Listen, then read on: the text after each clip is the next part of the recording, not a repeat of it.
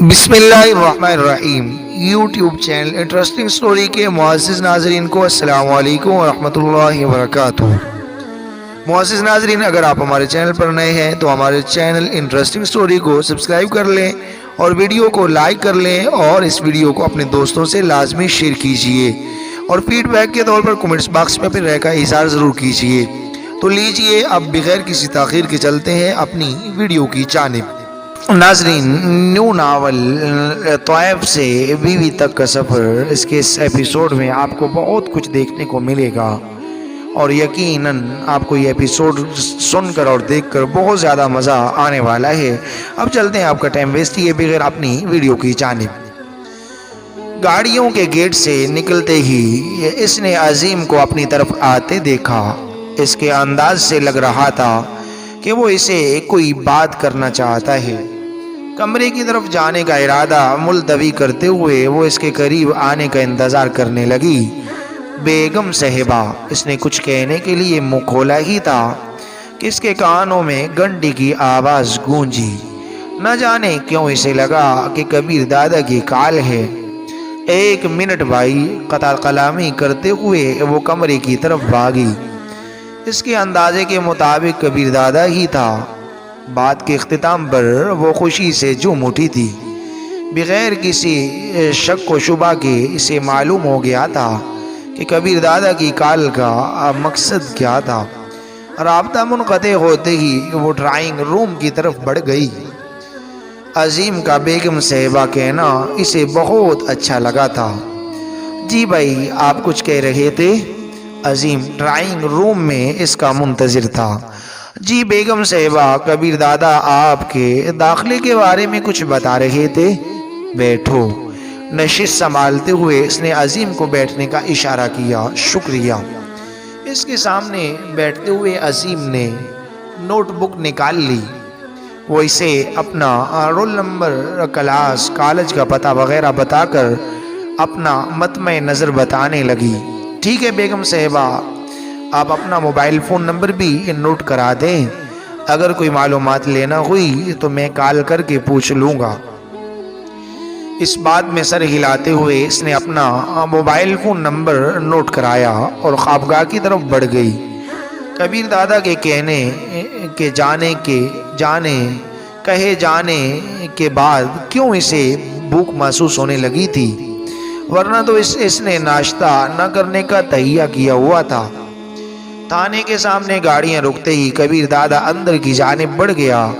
محافظوں کو اس نے وہیں ٹھہرنے کا اشارہ کر دیا تھا۔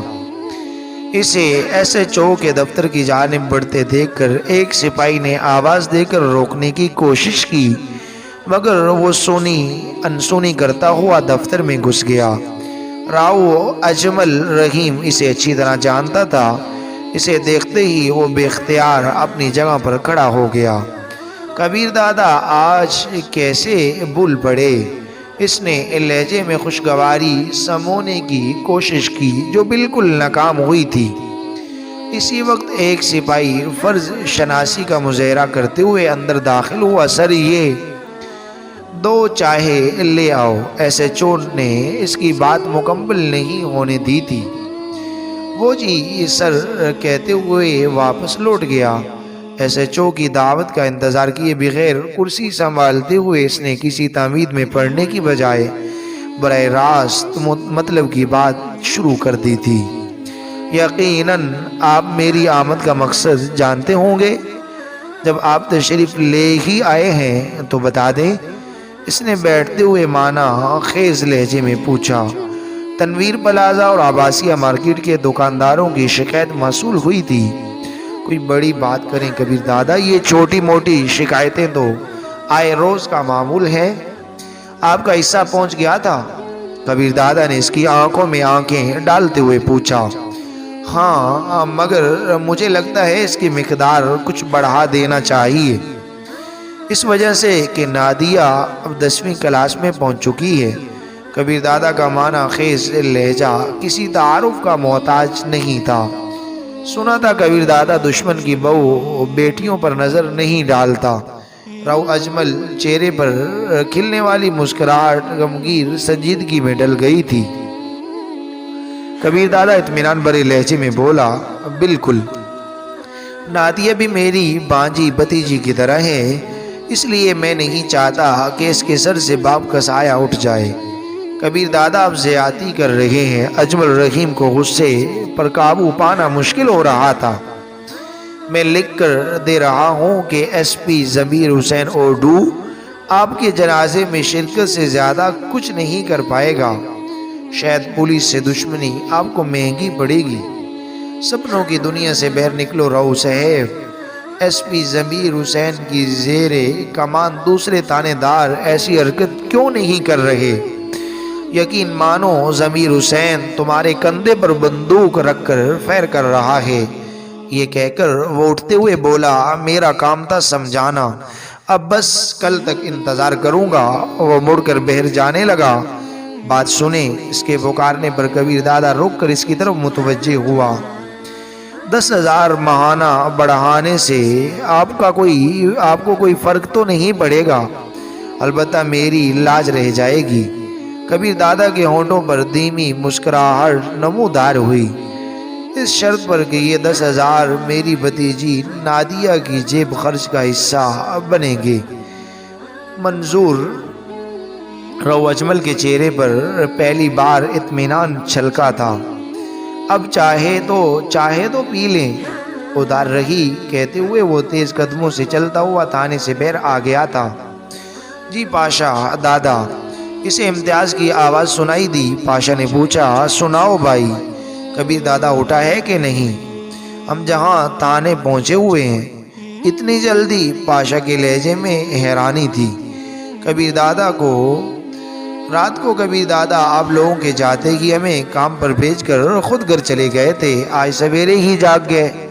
پاشا نے اندازہ لگایا، شاید اس چھوکری سے جان چھڑانے کی خوشی میں سویرے جاگے ہوں گے۔ امتیاز نے حیرانی سے کہا، کس چھوکری سے؟ وہ نمازن تو ابھی تک گھر میں ہے، مگر رات کبیر دادا کہہ رہے تھے کہ صبح سویرے اسے گھر بھیج دیں گے۔ اس بارے تو میں کچھ نہیں جانتا۔ صبح آتے وقت حسب معمول وہ کبیر دادا کو چھوڑنے دروازے تک آئی تھی، اور گاڑیوں کے گھر سے نکلنے تک دونوں لیلا مجنوں کی طرح ایک دوسرے کو گھورتے رہے۔ نہ کر یار، پاشا کے لہجے میں تشویش تھی۔ رات کو کبیر دادا نے اسے واپس بھیجنے کا وعدہ کیا تھا۔ امتیاز نے خیال ظاہر کیا، ویسے عظیم کو دادا گھر میں چھوڑ آیا ہے، شاید اسے بتایا ہو کہ ہمارے نکلنے کے بعد نمازن کو گھر تک چھوڑ آئے۔ میں پتہ کر لیتا ہوں۔ رابطہ منقطع کر کے وہ عظیم کا نمبر ملانے لگا۔ جی دادا، عظیم نے فوراً کال وصول کی تھی۔ کبیر دادا کے گینگ کے افراد پاشا کا اتنا ہی احترام کرتے تھے جتنا کبیر دادا کا، کیونکہ وہ جانتے تھے کہ وہ کبیر دادا کا کتنا چہیتا تھا۔ پاشا نے بے صبری سے پوچھا، یار کہاں ہو؟ بیگم صاحبہ کے کام کے سلسلے میں کالج آیا تھا۔ کون بیگم صاحبہ؟ عظیم اطمینان سے بولا، کبیر دادا کی بیوی۔ کبیر دادا تمہیں گھر کیوں چھوڑ گئے تھے؟ انہوں نے کہا کہ بیگم صاحبہ کے داخلے وغیرہ کا کوئی مسئلہ ہے، میں اسی سے پوچھ کر وہ کام کر دوں۔ اچھا ٹھیک ہے۔ رابطہ منقطع کر کے وہ سوچ میں پڑ گیا۔ چند لمحوں بعد وہ کبیر دادا کا نمبر ملا رہا تھا۔ ہاں پاشا، خیریت تو ہے؟ کبیر دادا نے کال وصول کرتے ہی پوچھا۔ خیریت ہے دادا، بس ایک بات پوچھنا تھی، تناوش کے علاوہ جو کچھ ہے تو پوچھو۔ مگر رات کو آپ نے حامی بھری تھی۔ ہاں، مگر بعد میں سوچا تو مناسب نہ لگا۔ جینا مشکل دکھائی دے رہا ہے؟ پاشا نے بغیر لگی لپٹی رکھے پوچھا۔ جب آدمی تپڑ کی حدود سے باہر ہو تو اسی قسم کی بکواسات کرتا ہے۔ دادا، میں تپڑ سے نہیں ڈرتا، مگر آپ کی تازہ روش سے ڈر رہا ہوں۔ بکواس نہ کرو یار، اس لڑکی کو ایک گنڈے سے پناہ دے کر میں خبیثوں کے ٹولے کے سامنے کس طرح پھینک دوں؟ جانتے ہو نوشاد افریدی، اخلاق حسین وغیرہ کسی گدھ کی طرح اس پر نظریں گاڑے ہوئے ہیں۔ جس دن وہ گھر چلی گئی اس سے بہت برا برتاؤ کریں گے۔ صرف مجھے نیچا دکھانے کے لیے، اور اس وقت میں اس کی کوئی مدد بھی نہیں کر پاؤں گا کیونکہ میں اس سے رشتہ ختم کر چکا ہوں گا، اور ایک انجان لڑکی کے لیے کسی گینگ کے سربراہ کو میں کچھ نہیں کہہ سکوں گا۔ پاشا اس کی باتوں کو خاطر میں نہ لاتے ہوئے بولا، اس متعلق ہم پہلے بات کر چکے ہیں، آپ نے عوام کا ٹھیکہ نہیں لے رکھا۔ کبیر دادا سے تعلق کے بعد وہ عوام نہیں رہی۔ کبیر دادا جیسے شخص کو اپنا دیوانہ بنانے والی عوام کیسے ہو سکتی ہے؟ کبیر دادا سچ ہوتے ہوئے بولا، یار ایسی کوئی بات نہیں، تم بس بات کا بتنگڑ بنا رہے ہو۔ میں شام کو کوٹھی پر آ رہا ہوں، دیکھوں تو صحیح کیسی ہے وہ۔ آج شام کو اخلاق حسین کی دعوت ہے، وہی ملاقات ہوگی۔ او مجھے تو بھول ہی گیا تھا، تمہیں بس استاد پر بکواس کرنا یاد رہتا ہے۔ کبیر دادا نے منہ بناتے ہوئے رابطہ منقطع کر دیا۔ تھانے سے نکلتے ہی کبیر دادا نے ڈرائیور کو برکت کے اڈے پر جانے کا بتا دیا۔ برکت کی تنویر پلازا اور عباسیہ مارکیٹ کے دکانداروں سے بتہ وصول کیا کرتا تھا۔ رستے ہی میں سے اسے پاشا کی کال وصول ہوئی۔ اس سے بات ختم کرنے تک وہ برکت کے اڈے پر پہنچ چکا تھا۔ کبیر دادا کی گاڑی دیکھتے ہی وہ بھاگتا ہوا قریب پہنچا تھا۔ مرسڈیز کا دروازہ کھول کر اس نے کبیر دادا کو بہر آنے کی دعوت دی۔ کیا چل رہا ہے؟ دادا نے گاڑی سے نکلنے کی ضرورت نہیں سمجھی تھی۔ چھوٹا سا مسئلہ چل رہا تھا، اس بارے عظیم کو بتا دیا تھا۔ کبیر دادا نے کہا، وہ مسئلہ حل ہو چکا ہے، ابھی تھانے دار ہی سے مل کر آ رہا ہوں، اس کے علاوہ کچھ ہے تو بتاؤ۔ باقی تو سب ٹھیک چل رہا ہے دادا۔ تھانے دار رو اجمل کے ماہانہ خرچ میں 10,000 کا اضافہ کرو، اور اس کے بعد اگر اس کے تھانے کا کوئی سپاہی گڑبڑ کی کوشش کرے تو پھر کوئی دوسرا علاج ڈھونڈیں گے۔ جی دادا، برکت نے اس بات میں سر ہلا دیا۔ دفتر چلو۔ ڈرائیور کو مخاطب ہوتے اس نے بات ختم کرنے کا اشارہ کر دیا۔ برکت کار کے دروازے سے پیچھے ہٹا اور ڈرائیور نے کار آگے بڑھا دی۔ اس کا رخ کمپنی آفس کی طرف تھا۔ کنسٹرکشن کمپنی اس کا کالا دن چھپانے کی آڑ تھی۔ وہ ہفتے 10 دنوں میں ہی چند منٹوں کے لیے دفتر کا چکر لگاتا تھا، ورنہ کمپنی کا سارا کام مینیجنگ ڈائریکٹر کے ذمہ تھا۔ آفس میں بیٹھ کر اس نے چائے پینے کے دوران ایم ڈی سے چند منٹ کی گفتگو کی، کام کے بارے سرسری سا پوچھا اور دفتر سے باہر نکل آیا۔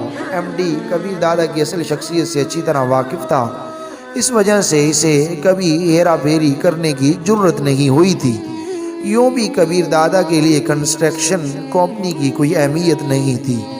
کار میں بیٹھتے ہوئے اس نے ڈرائیور کو ہوٹل جانے کا کہا۔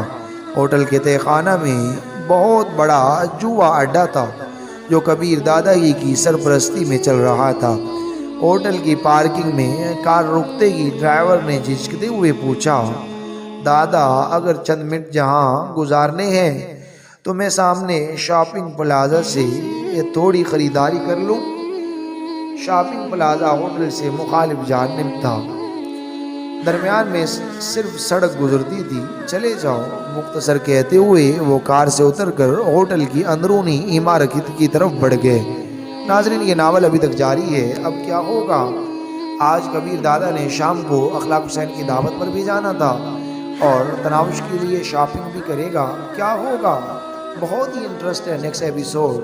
میں امید کرتا ہوں کہ آپ کو یہ ناول بہت زیادہ پسند آیا ہوگا۔ اگر آپ یہ چاہتے ہیں نیکسٹ ایپیسوڈ جلد اپلوڈ کیا جائے تو پلیز اگر ہمارے چینل پر نیو ہے تو سبسکرائب کر لیجئے، ویڈیو کو لائک اور شیئر کیجئے اور کومنٹس باکس میں اپنی رائے کا اظہار ضرور کیجئے۔ اب ہمیں اجازت دیجئے نیکسٹ ایپیسوڈ تک۔ اللہ حافظ، جزاکم اللہ خیر۔ آپ کا اپنا چینل انٹرسٹنگ سٹوری۔